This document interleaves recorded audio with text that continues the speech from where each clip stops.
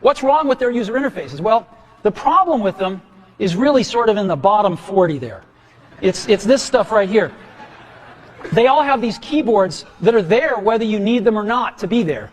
And they all have these control buttons that are fixed in plastic and are the same for every application. Well, every application wants a slightly different user interface, a slightly optimized set of buttons just for it. And what happens if you think of a great idea 6 months from now? You can't run around and add a button to these things. They're already shipped. So what do? It doesn't work because the buttons and the controls can't change. They can't change for each application, and they can't change down the road if you think of another great idea you want to add to this product.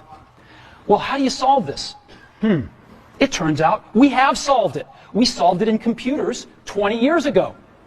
We solved it with a bitmap screen that could display anything we want, put any user interface up, and a pointing device.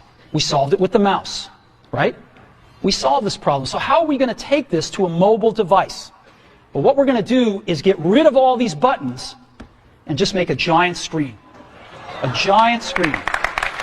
Now, how are we going to communicate this? We don't want to carry around a mouse, right? So what are we going to do?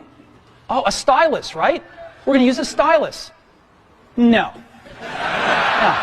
Who wants a stylus? You have to get them and put them away and you lose them. Yuck. Nobody wants a stylus. So let's not use a stylus. We're going to use the best pointing device in the world. We're going to use a pointing device that we're all born with. We're born with 10 of them. We're going to use our fingers.